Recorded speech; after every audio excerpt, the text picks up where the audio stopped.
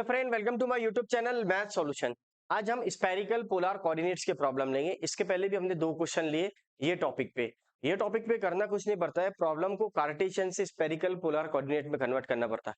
तो polar coordinates में जो कन्वर्ट करेंगे हमने, तो जब हमने 2D पढ़े यानी एक्स और वाई वाला पढ़े तो X equal to R cos theta, Y equal to R sine theta direct हम लोग रखते थे।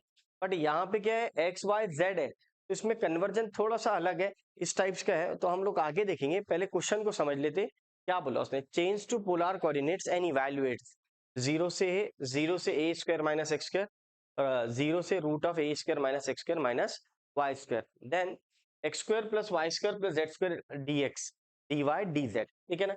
अब यहाँ पे क्वेश्चन देख के आपको क्या हिंट लगा ये समझना पड़ेगा। तो पहले हमने एज इट इज क्वेश्चन लिख ली, जो क्वेश्चन अवेलेबल था वो लिख ली। अब इसको to change the polar coordinates, to change the polar coordinates में मैंने आपको पहले ही बोला ये 3 डायमेंशनल का क्वेश्चन है। किसका क्वेश्चन है? 3D। इसमें एक्स भी है, वाई भी है और जेड भी है। तो इसका जो सब्स्टिट्यूशन है, स्टैंडर्ड सब्स्टिट्यूशन है, ये आपको याद करना पड़ेगा। ये जो स्टैंडर्ड सब्स्टिट्यूशन है ये आपको एनी हो याद करना पड़ेगा। तो क्या है वो चेक कर लो। तो सबसे पहले put X is equal to R sine theta cos five, Y is equal to R sine theta sine five, Z is equal to R cos theta, then D x D Y D Z is equal to R square sine theta D R D theta D five. ये याद होना। और एक ये भी याद होना, X square plus Y square plus Z square is equal to R square होता। ये ऑलरेडी हमने पढ़ा दिए पहले के क्वेश्चन से। तो ये कन्वर्ट कर लिए, ये क्लियरली बोला उसने चेंज टू पोलर कोऑर्डिनेट्स। ठीक है ना। जो क्वेश्चन दे हुआ है उसको पोलर कोऑर्डिनेट से सॉल्व करो। अब यहाँ पे प्रॉब्लम क्या है, यहाँ पे प्रॉब्लम लिमिट्स का है। तो सर लिमिट कैसा डिसाइड होगा, क्योंकि आपने बोले सर कंप्लीट स्क्वायर है तो पहला केस होगा। ठीक है ना, जीरो से पाए, जीरो से 2 पाए, जीरो से ए वाला। फिर हेमिस्फीयर है तो दूसरा केस होगा। एंड देन पॉजिटिव ऑक्टेन या फर्स्ट क्वाड्रेंट रहा तो थर्ड केस होगा, जीरो से पाई बाय टू, जीरो से पाई टू, जीरो टू ए, इस टाइप्स का।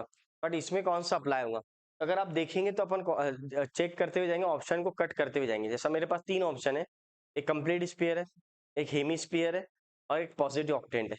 तो फिर अगर आपने पहला वीडियो बहुत अच्छे से देखे होंगे तो आपके क्लियरली समझ में आएगा कि लिमिट किस तरह लेना है हमको। अगर क्वेश्चन में कंप्लीट स्पीयर बोला तो फर्स्ट केस लेना, थ्रू आउट द स्पीयर बोला तो फर्स्ट केस लेना, ओवर द स्पीयर बोला तो फर्स्ट केस लेना। फिर मैंने बोला आपको फॉर हेमी स्पीयर, तो हेमी स्पीयर का तो एक भी क्वेश्चन नहीं है आपको, तो वो तो कट ही कर दो आप। ठीक है ना, आपके पास सिर्फ 2 ही केस है, पहला और तीसरा। तीसरे वाला कौन सा केस है, पहले वीडियो में मैंने बताया, ये तीनों भी केस लिखकर आपको वो जाके देखना पड़ेगा। ठीक है ना। तो थर्ड केस में आपको क्या करना पड़ेगा, जीरो से पाई बाय टू, जीरो से पाई बाय टू, जीरो से ए। तो फिर मैंने आपको बोला था पहला और थर्ड केस कैसे अप्लाई करेंगे। तो कंप्लीट स्पीयर आया अगर क्वेश्चन में तो फर्स्ट केस अप्लाई होगा। अगर मान लो क्वेश्चन में कुछ भी मेंशन नहीं करा, कुछ भी हिंट नहीं दिया, एक भी हिंट नहीं दिख रही आपको, तो आप थर्ड केस में कंसिडर करेंगे इसको। कौन से केस में कंसिडर करेंगे, थर्ड केस में। या फिर थोड़े बच्चे जिनको थोड़ा बहुत समझता है मैथमेटिक्स 11 12 का, तो उसके लिए ये जो इक्वेशन है ये सर्कल की इक्वेशन है, ये जो इक्वेशन है ये स्पीयर की इक्वेशन है।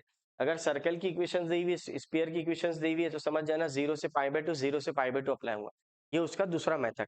लेकिन आप इसको डायरेक्टली कंसिडर करना थर्ड केस।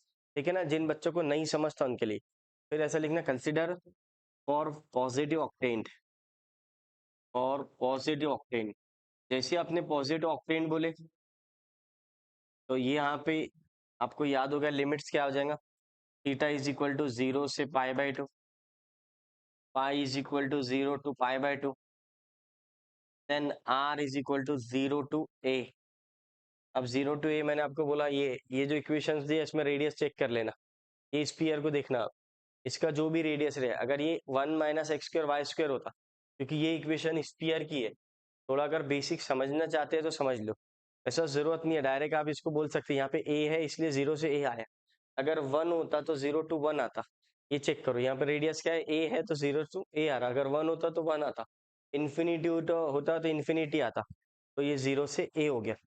ठीक है, अगर आपको इसको अब आप पोलर कोऑर्डिनेट में कन्वर्ट कर रहे हैं तो देखो पहले ये जो देवा है कार्टेशियन में देवा है, हमको पूरा प्रॉब्लम को लिमिट को भी चेंज करना पड़ेगा, क्योंकि ये जो लिमिट है ये एक्स वाई जेड का लिमिट है। अब मुझे लिमिट किसको कन्वर्ट करना है, आर थीटा फाइव में। तो मैंने थीटा का लिमिट आएगा जीरो से पाई बाय टू, फाइव का लिमिट आएगा जीरो से पाई बाय टू, और आर का लिमिट जीरो टू ए। अब आप बच्चे बोलेंगे सर ये आपने कैसा कंसिडर किया। मैंने आपको स्टार्टिंग में ही बोला कि अगर क्वेश्चन में कुछ नहीं मेंशन करा तो थर्ड केस अप्लाई करेंगे। थर्ड केस बोले तो पॉजिटिव ऑक्टेंट वाला।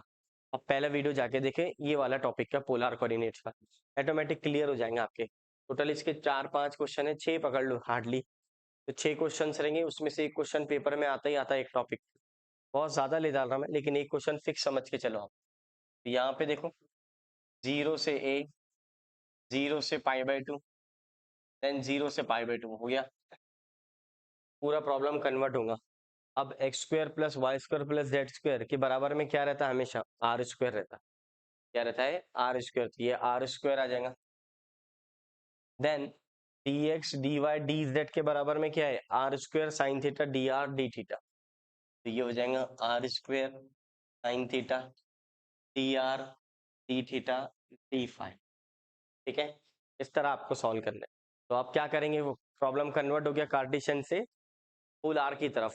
ठीक है ना? बच्चे बोलेंगे सर लिमिट भी चेंज होगी। हाँ, लिमिट भी चेंज होगा। इसमें देवा था ना सर, लिमिट देवा है तब भी चेंज होगा ऐसा। पोलर कोऑर्डिनेट्स का मतलब क्या होता? एक्स वाई जेड को कन्वर्ट कर रहे आर थीटा फाई में।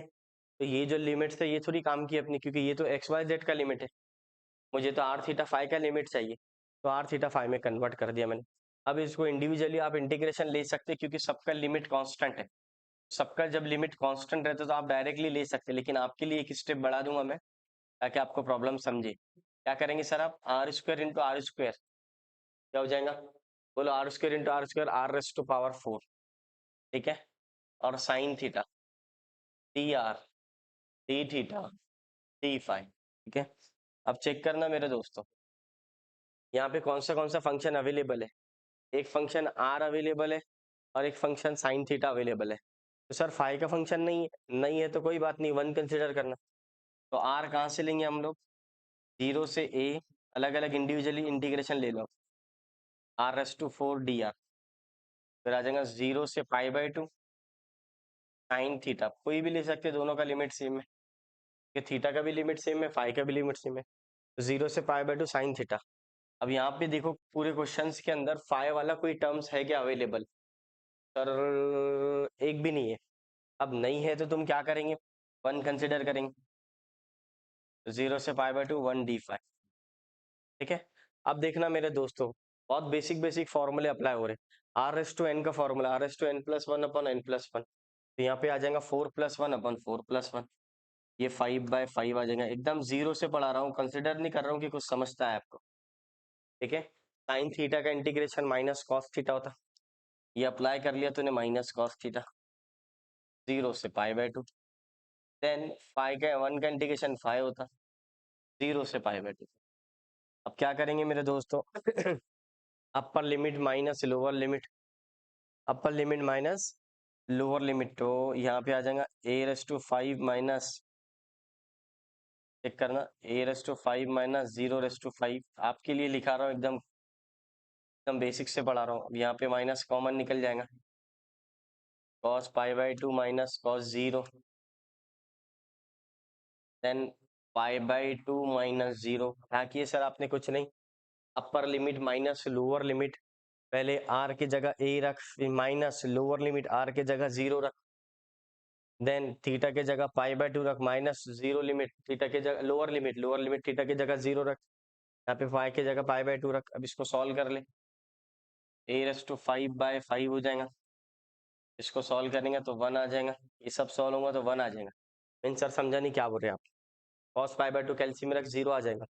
cos 0 1 रख, ये -1 माइनस इंटू माइनस प्लस, और ये π/2 हो जाएगा इंटू π/2। ठीक है, अब क्या होगा मेरे दोस्तों?